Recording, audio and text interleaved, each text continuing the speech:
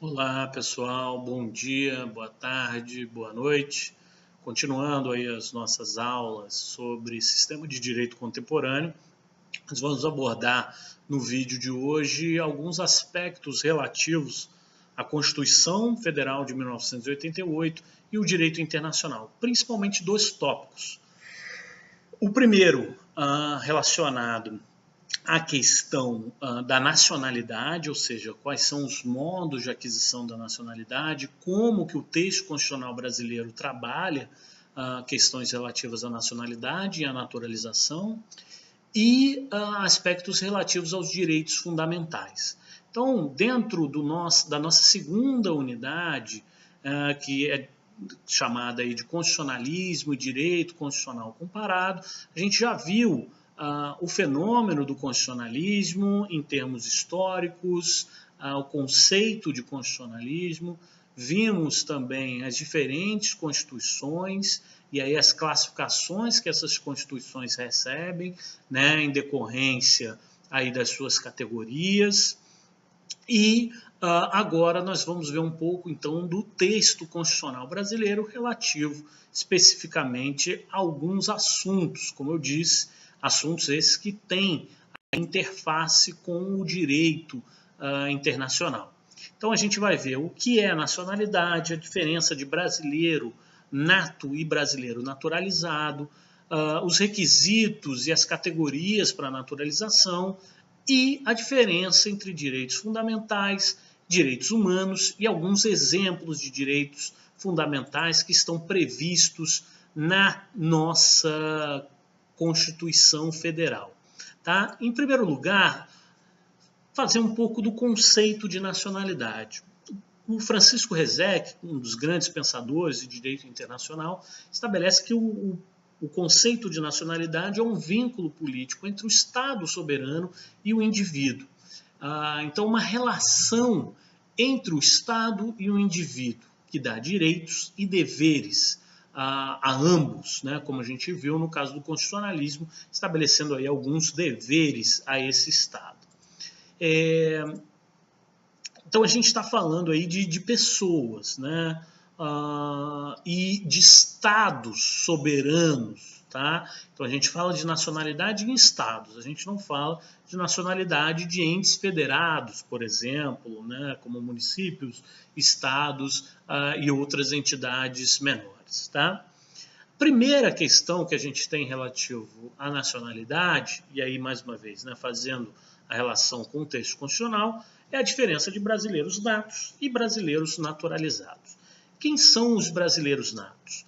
Brasileiros natos são aqueles que preenchem os requisitos para, no momento do nascimento ou por questões relativas ao nascimento, possuírem a nacionalidade brasileira. A gente já vai falar um pouquinho, né, desses motivos, né, dessas condições que permitem a aquisição da nacionalidade brasileira. E aí eu quero fazer, antes de falar desses motivos, tá, um pouco de dois modos que a gente tem de aquisição de nacionalidade. Um é o ius soli.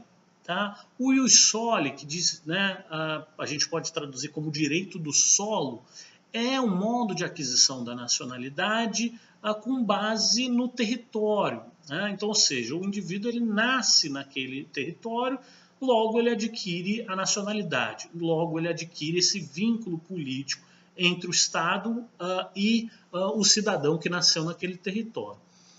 Uma outra modo de aquisição de nacionalidade é pelo ius sanguinis, ou seja, o indivíduo ele é filho de pai ou mãe ou de pais cuja nacionalidade remete a esse princípio de aquisição de nacionalidade, né? Esse modo de aquisição da nacionalidade. Então a gente tem essas duas categorias, uma o ius soli e a outra o ius sanguinis. A Constituição brasileira ela comporta em grande medida os dois métodos. Diz assim, né? Nascido no território brasileiro ou nascido no exterior em condições que possibilitam a aquisição da nacionalidade brasileira. A gente já vai ver isso daí. Mas o ius soli, então, é trazido, né, como modo de aquisição da nacionalidade brasileira, nascidos no território brasileiro. Quem é que são brasileiros natos também?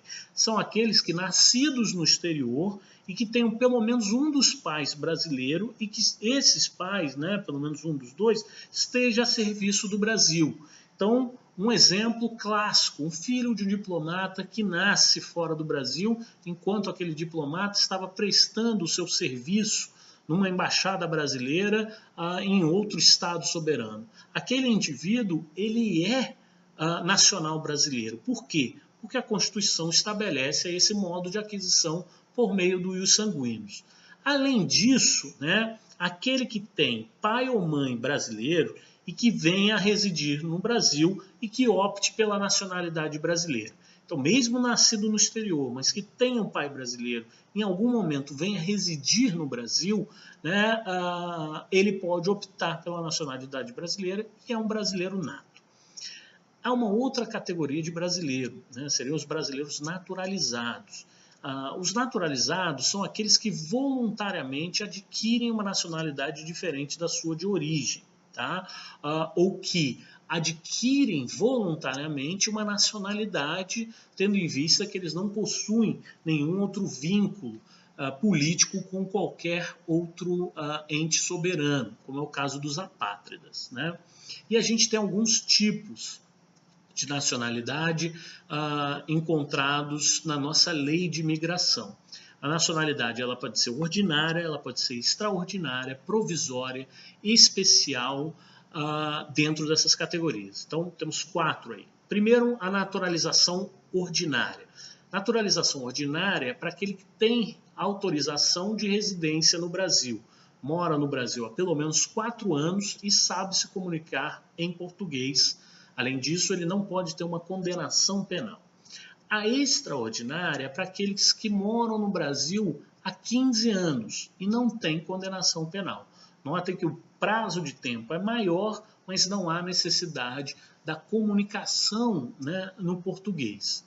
A naturalização provisória é daqueles que fixam residência no Brasil, tá, antes de completar 10 anos de idade. Então, eles fixam a residência, né, são residentes no Brasil, mas têm menos de 10 anos de idade. Essa transformação da naturalização provisória em definitiva acontece, né, após o alcance da maioridade, né? E aí ele tem um período de até 2 anos para solicitar essa naturalização de provisória para definitiva.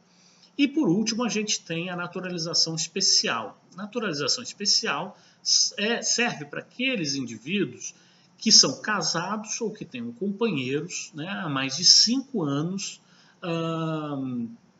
aqui no Brasil, né, ou com pessoa que trabalha aí no serviço exterior brasileiro, tá? Então, um diplomata que está trabalhando aí fora do país e ele recebe, então, né, ele tem uma companheira e essa companheira, depois de 5 anos, pode pedir uma naturalização especial. Além disso, a naturalização especial ela também pode se dar pela via do próprio emprego, da relação desse estrangeiro com o Brasil em repartições consulares ou em missões diplomáticas. Então, um funcionário brasileiro que por 10 anos ininterruptos seja empregado de uma embaixada ou de um consulado brasileiro no exterior, também pode pedir essa naturalização especial. A diferença entre brasileiros natos e naturalizados, ela se reverte em algumas questões, né? Então a gente tem algumas diferenças, e aí principalmente você tem como regra geral a não distinção de brasileiros natos para naturalizados.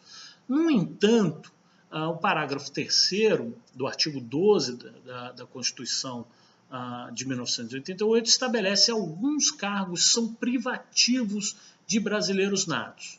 Quais são? O inciso 1º, presidente e vice-presidente da República. Então, só brasileiros natos podem ser presidente e vice-presidente. Presidente da Câmara dos Deputados, inclusive houve uma discussão algum tempo atrás a respeito da nacionalidade do então presidente da Câmara, o deputado Rodrigo Maia, nascido no Chile, mas, né, de pai brasileiro, de mãe, acho que chilena, mas não tenho certeza, mas de pai brasileiro, né, filho do ex-prefeito do Rio de Janeiro, César Maia, no período de exílio dele no Chile. Mas isso depois foi afastado um pouco essa discussão. Presidente do Senado Federal, ministro do Supremo Tribunal Federal, membros da carreira diplomática, então os diplomatas do Itamaraty só podem ser brasileiros natos, e oficial das Forças Armadas, além de ministro da Defesa. Tá? Esses são os cargos restritos a brasileiros natos. Um outro assunto, né, totalmente diferente, mas como eu disse, a gente ia abordar esses dois, é a relação de direitos fundamentais e direitos humanos, e aí principalmente essa diferença e alguns exemplos de direitos fundamentais na nossa Constituição. Muito embora esses dois termos possam ser usados como sinônimo, eles não são. Tá? Direitos fundamentais é uma coisa, né, uma categoria, direitos humanos é outra. Né? Canotilho tem uma diferença, é um grande constitucionalista português, né? Tem uma estipulação dessa diferença, que direitos humanos eles são, né, muito mais restritos aos tratados internacionais e refletem a condição humana, tá? Enquanto os direitos fundamentais são encontrados na Constituição. E aí são atribuições de direitos específicos que aquele Estado reconhece no seu texto. Tá? Então ele não cria, né? Ele não inventa esses direitos, ele reconhece como direitos fundamentais determinada categoria de direito e determinados direitos. Tá? Então eles são garantidos por uma ordem jurídica muito estabelecida. Então vimos que direitos fundamentais e direitos humanos eles diferem, tanto quanto à origem, quanto com relação ao significado deles. Tá? Os direitos humanos, o significado é da própria condição humana, e aí Norberto Bobbio estabelece que os direitos humanos eles são, em um primeiro momento, direitos humanos, né? Naturais e universais, tá? Para depois serem positivados, né? E aí se tornarem positivados esses direitos humanos. Mas na essência do conceito de direitos humanos, eles se remetem à condição humana, enquanto os direitos fundamentais, na essência do conceito de direitos fundamentais, remetem ao reconhecimento de um Estado por uma ordem jurídica a determinados direitos e a determinadas categorias de direitos. E, com relação à origem, eles também diferem. Direitos humanos são encontrados nos tratados internacionais, enquanto os direitos fundamentais são encontrados nas constituições, nos textos constitucionais. Tá? A título de exemplo, a gente tem alguns direitos fundamentais que o nosso texto constitucional traz. Deles é o direito à vida, tá? Um exemplo máximo, né, de direito fundamental. Então, o direito à vida, o direito de nascer, né, o direito de defender a própria vida, o direito de permanecer vivo, né, de não ter o processo vital interrompido, senão pela morte espontânea e inevitável. O direito à liberdade é um outro exemplo também clássico de direito fundamental da Constituição Federal de 1988, né? Aquele que envolve aí a liberdade de uma pessoa fazer ou não fazer determinada coisa, né? Direito de escolha entre duas ou mais alternativas, de acordo com a sua própria vontade. E aí a gente tem liberdade de locomoção, liberdade de pensamento, liberdade de expressão coletiva, de ação profissional. Temos uma série de direitos de liberdade. E o direito de igualdade. O direito de igualdade consiste em afirmar que todos são iguais perante a lei, sem distinção de qualquer natureza. Né? E igualdade entendida dentro daquele sentido de igualdade material, não apenas formal, né? Ou seja, igualdade consiste em tratar igualmente os iguais, com os mesmos direitos e obrigações, e desigualmente os desiguais. Tá bom, pessoal? Esse foi um pouco aí desse nosso tópico, né? O último tópico relativo a direito constitucional, especificamente alguns exemplos que a gente traz aqui do nosso texto constitucional, ou seja, da Constituição de 1988. Obrigado e tchau, tchau.